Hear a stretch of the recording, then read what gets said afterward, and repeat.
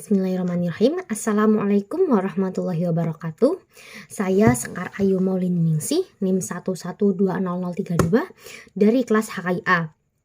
Di sini saya akan menjelaskan beberapa materi dari fikih jinayah untuk memenuhi tugas UAS dari mata kuliah fikih jinayah itu sendiri. Baik, langsung saja. Yang pertama saya akan menjelaskan materi mengenai hudud. Hudud adalah setiap tindakan pidana yang sanksinya ditentukan di dalam Al-Quran maupun hadis Nabi. Bentuk sanksinya yaitu pidana mati atau hukum salib, dera, potong tangan atau potong kaki, dan pengasihan atau pembuangan, yaitu dihangsingkan dalam jarak waktu tertentu. Sanksi religius seperti memerdekakan budak atau puasa kafaroh. Terus bentuk sanksi tindak pidana hudud dikelompokkan menjadi 5 jenis pidana, yaitu 1. Pidana atas jiwa, pidana bunuh dengan pedang, pidana mati dengan penyaliban atau salib, dan pidana mati dengan perajaman atau rajam. Terus selanjutnya ada mengenai yang kedua, yaitu mengenai pidana atas anggota badan. Ini macam-macamnya, yaitu diantaranya itu seperti pidana potong tangan, potong kaki, terus ada pidana cambuk atau dera, pidana pemukulan atau penamparan dengan tangan, dan pidana pemukulan dengan tongkat. Yang ketiga mengenai pidana atas harta kekayaan. Yang keempat yaitu pidana atas kemerdekaan. Di antaranya seperti pidana pembuangan dan pengusiran, pidana penahanan, serta pidana penjara. Dan yang kelima terakhir yaitu kewajiban puasa kafaroh. Tindak pidana hudud adalah kejahatan yang paling serius dan berat dalam hukum pidana Islam karena terkait erat dengan kepentingan publik. Namun, tidak berarti kejahatan hudud tidak memengaruhi kepentingan pribadi sama sekali. Kejahatan hudud ini terkait dengan hak Allah. Tindak pidana ini diancam dengan hukuman had. Hukuman had yaitu hukuman yang ditentukan sebagai hak Allah. Ini berarti bahwa kuantitas maupun kualitas ditentukan dan ia tidak mengenal tingkatan serta harus dilaksanakan. Tindak pidana dalam kategori hudud. Yang pertama yaitu zina. Dasar hukumnya itu dalam Quran surat An-Nur ayat 2, An-Nisa ayat 15 dan juga Al-Isra ayat 32 serta An-Nur ayat 30 sampai 31. Sanksi hukumannya yaitu yang pertama itu rajam. Bagi pasangan yang khairu muhson atau belum nikah, itu dijilid atau didera, dicambuk sampai 100 kali. Sedangkan yang muhson sudah menikah itu hukumannya yaitu dirajam sampai ia meninggal. Terus yang kedua yaitu tuduhan palsu berbuat zina atau al-qadzaf. Dasar hukumnya adalah An-Nur ayat 4, 13, 19, 23, dan 24. Sanksi hukumnya yaitu didera 80 kali. Terus yang nomor 3 yaitu minum-minuman keras atau khamr. Dasar hukumnya itu dalam An-Nisa ayat 43 dan seterusnya. Terus bagi peminum minuman khamr ini sendiri, sanksi hukumnya itu didera sampai 40 sampai 80 kali. Terus yang keempat itu ada murtad atau ridhoh. Murtad sendiri adalah keluar dari agama Islam, baik laki-laki maupun perempuan yang telah berakal dan baligh. Diajak kembali kepada Islam hingga 3 kali. Dia diberi peringatan hingga 3 kali, tapi jika dia kembali maka akan diterima, namun apabila dia menolak maka sanksinya dia akan dibunuh. Sanksi hukumnya itu kan dibunuh. Dasar hukumnya itu Quran surat Al-Baqarah ayat 217 sama An-Nisa ayat 137. Terus yang nomor 5 itu adalah pencurian. Pencurian ini adalah mengambil barang milik orang lain secara sembunyi-sembunyi. Dasar hukumnya dalam Quran surat An-Maidah ayat 38. Sanksi hukumnya yaitu potong tangan dengan syarat nilai harta yang dicuri mencapai 1 nisab, yaitu kadar harta yang ditetapkan sesuai dengan undang-undang. Barang curian tersebut juga harus dapat diperjualbelikan.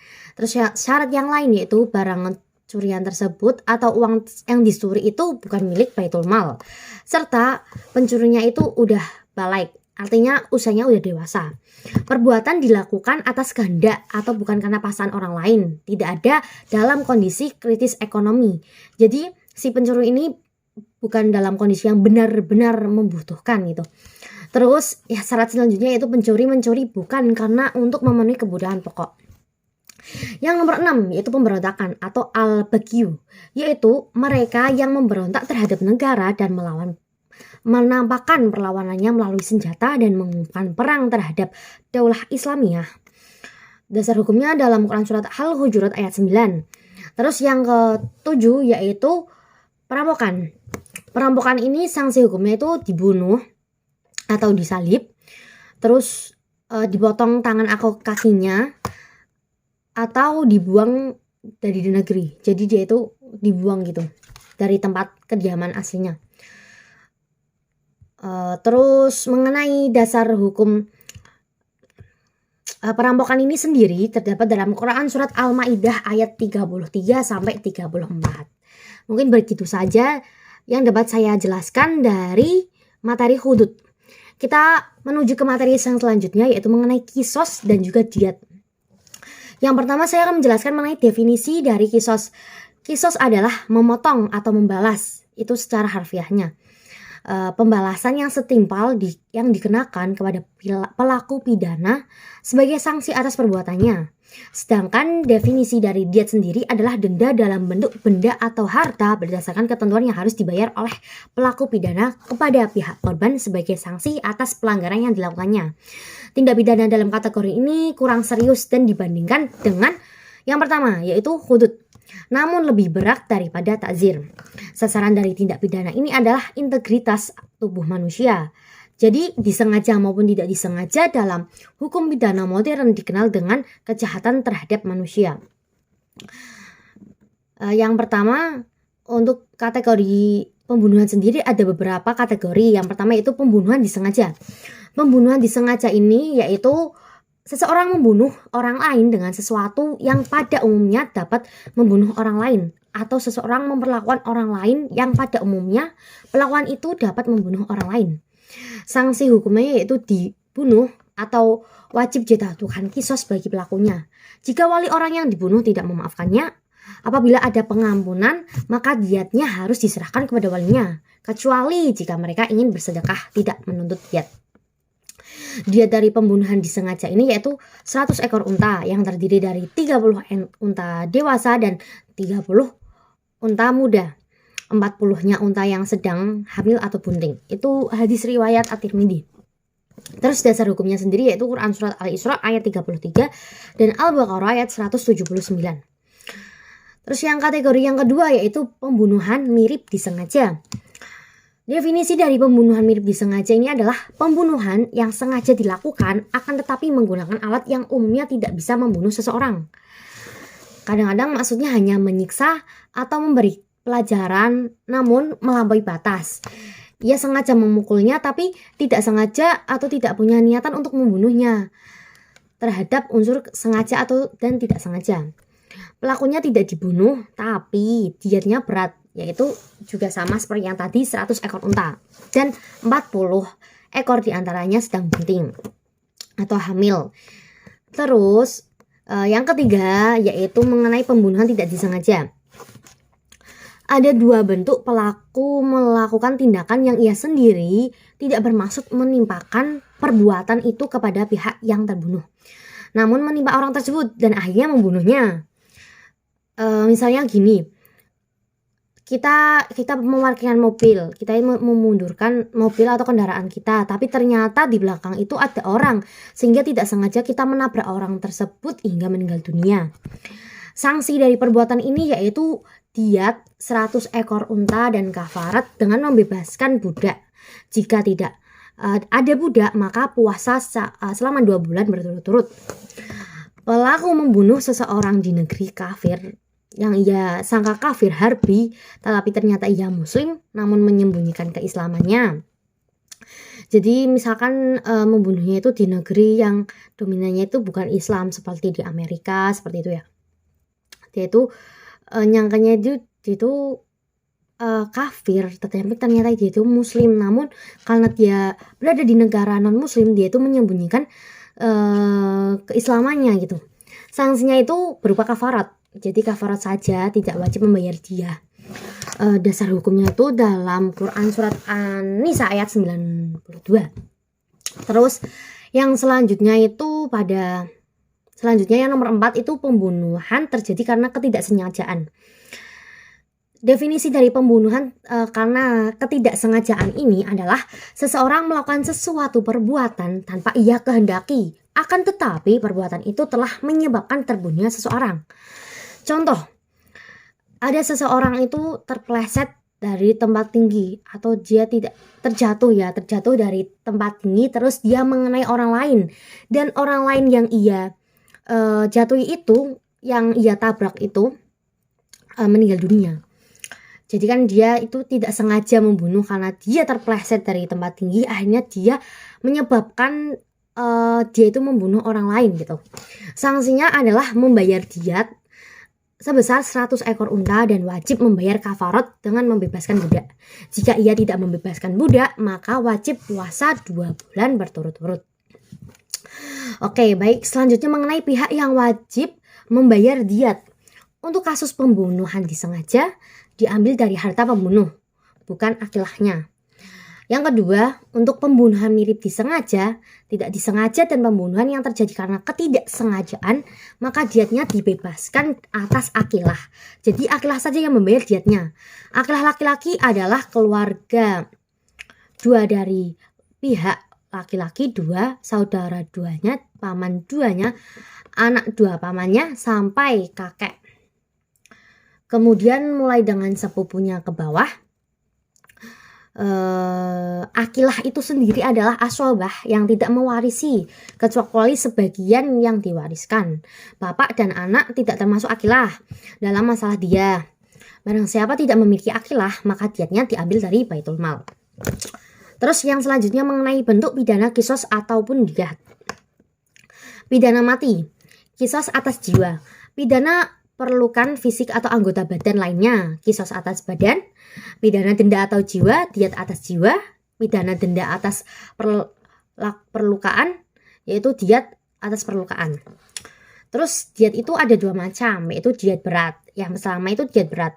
Diat berat yaitu 100 ekor unta, yang dimana 40 ekor unta diantaranya itu harus hamil atau bunting. Diambil dari yang tadi saya jelaskan mengenai pembunuhan disengaja. Asal walinya memilih untuk meminta diat juga diambil dari kasus pembunuhan mirip disengaja. Diat yang tidak berat, yang kedua yaitu kan diat yang tidak berat, yaitu 100 ekor unta saja, diambil dari pembunuhan tidak disengaja dan pembunuhan yang terjadi dengan unsur tidak kesengajaan. Unta di dalam diat merupakan dasar diat, ia tidak bisa dikonversikan. Terus yang selanjutnya mengenai diat uang. Diat uang ini diukur dengan emas sebanyak 1000 dinar dan perak sebanyak 12.000 dirham. Dinar syar'i setara dengan 4,25 kg emas. Dirham syar'i setara dengan 2.975 gram perak. Terus yang selanjutnya mengenai diat janin. Diat janin yaitu membebaskan seorang budak laki-laki atau perempuan jika ia tidak mendapatkan budak. Diatnya yaitu 10 ekor unta. Yang selanjutnya mengenai diat anggota tubuh atau tulang manusia. Jadi untuk diat anggota tubuh manusia atau organ di manusia ini dibedakan menjadi beberapa ya. Ada yang anggota-anggota di dalam kepala dan ada yang organ-organ yang selain berada di kepala. Dan itu tuh mempunyai ukuran atau hitungan maupun ketentuan masing-masing diatnya. Terus selanjutnya mengenai alasan hukum. Kenapa sih kisos itu perlu diatur dalam Al-Quran yang berakar dari budaya lokal Arab?